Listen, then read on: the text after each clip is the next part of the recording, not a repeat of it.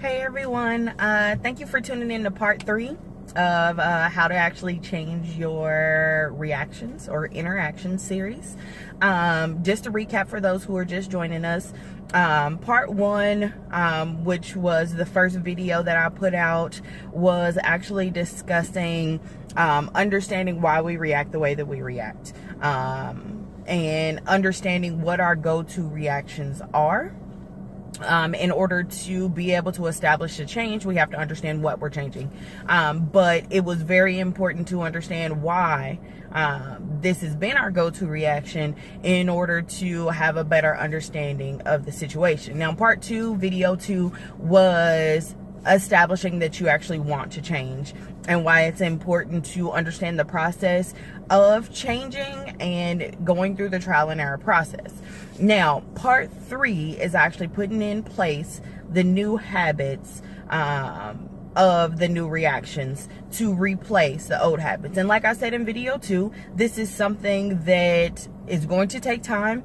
It's something that you're going to do over time, learning new ways to interact, learning new ways to communicate, learning new ways to express yourself and the emotions that you're going through, and then trying new ways to go about them.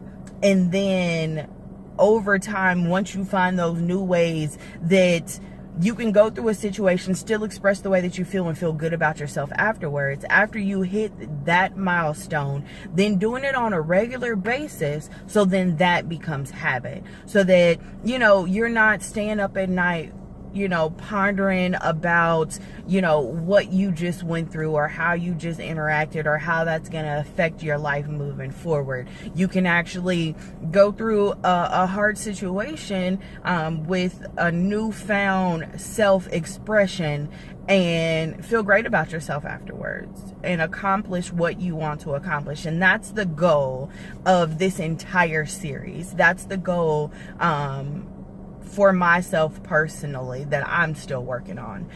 So this video here is to talk about actually establishing those new habits and putting in place those new habits. Now, in me going through my process of not letting my ego run every reaction that I have, in me going through my trial and error process of learning new ways to communicate, and being okay with that not happening overnight, I also had to understand how my emotions from one situation carried on throughout the rest of the day.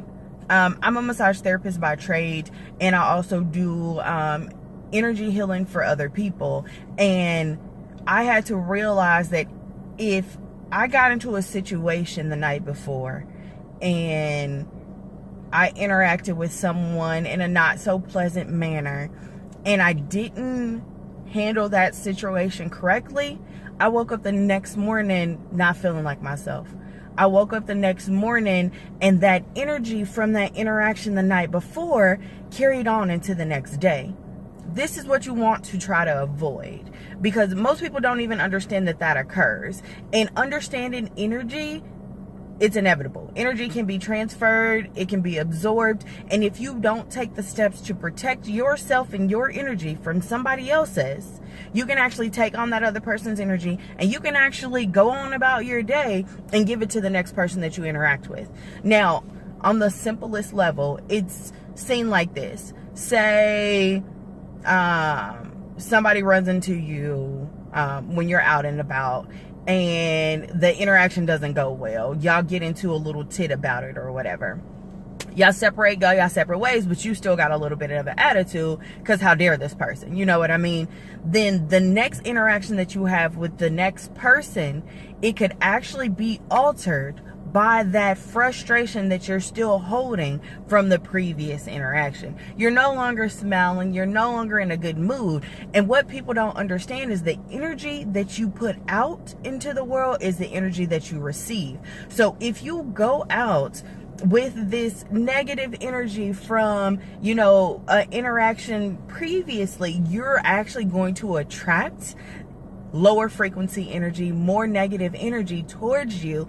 And then it feels like a spiral throughout your day. Like, oh my God, when this started for the day, then this occurred. And then I had a bad day at work. And then I ran out of gas on my way home. And then my baby is crying all night. It's all energy and it all flows. So what you want to do is you want to try to stop the flow of the negative energy as soon as possible, so that you can go on about your day in normal fashion without taking the energy from the situation that was out of your control, most likely, prior to the rest of your day occurring. So knowing that will help you kind of interact with someone and just be like, okay, even though that interaction may not have gone the way that I wanted to, you have to establish within yourself that you don't want to take that energy onto the rest of your day. You're going to let that roll off your back. So one saying that I say to myself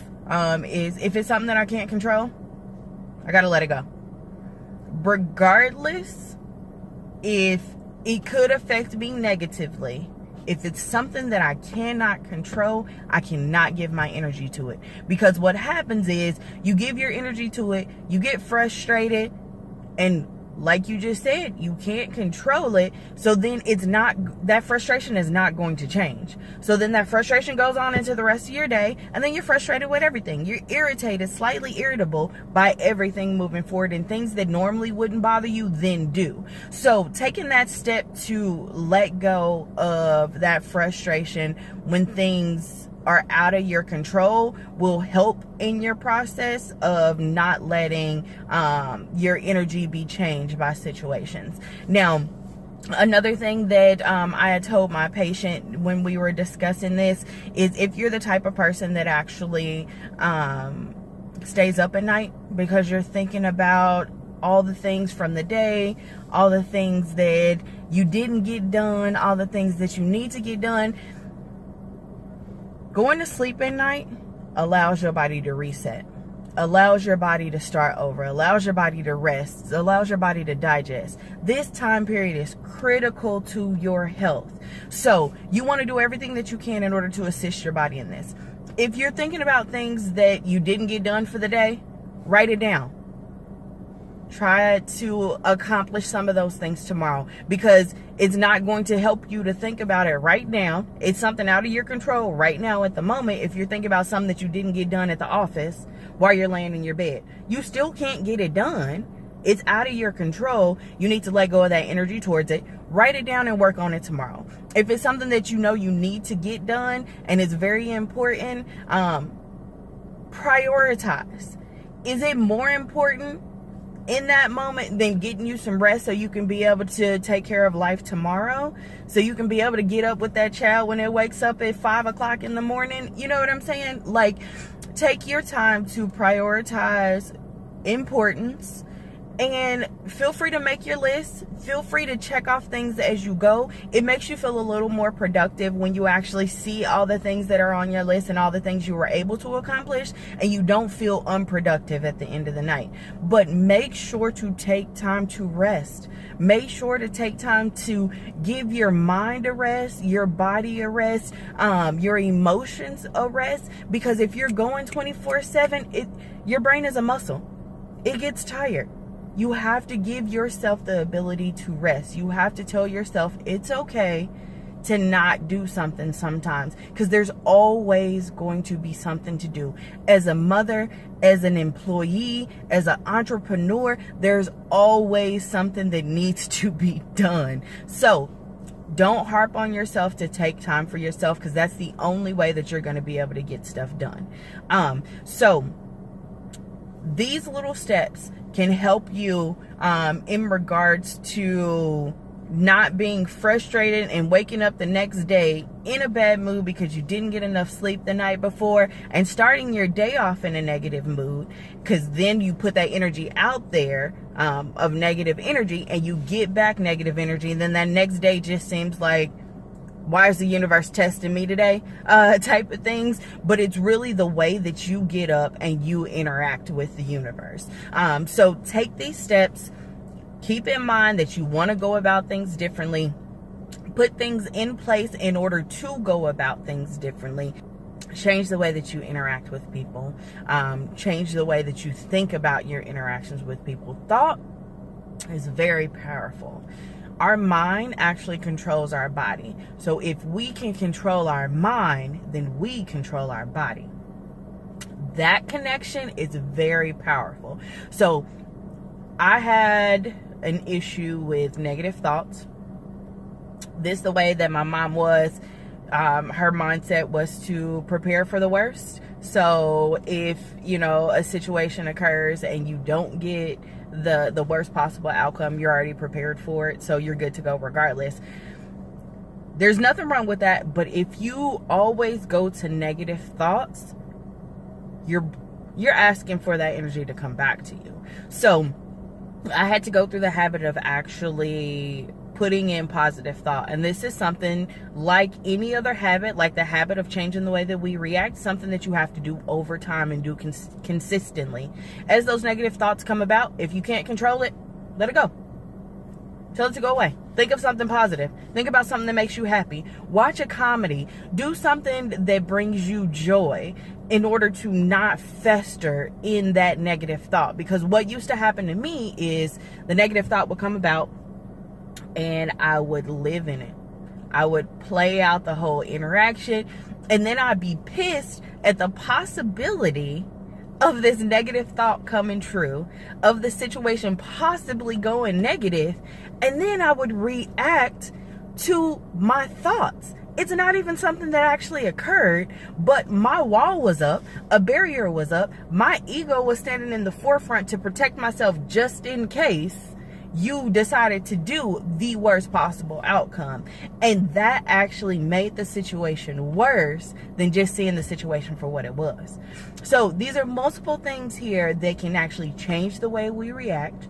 They can change the way that we interact with people. And all of these things need to be taken into consideration. So all of these things are something that you can do to alter the way you think, which ultimately alters the way that we interact with each other and the way that we feel about ourselves afterwards. So I think wholeheartedly that if we can all, find different ways to communicate and find different ways to interact, is going to make it a better environment for everyone.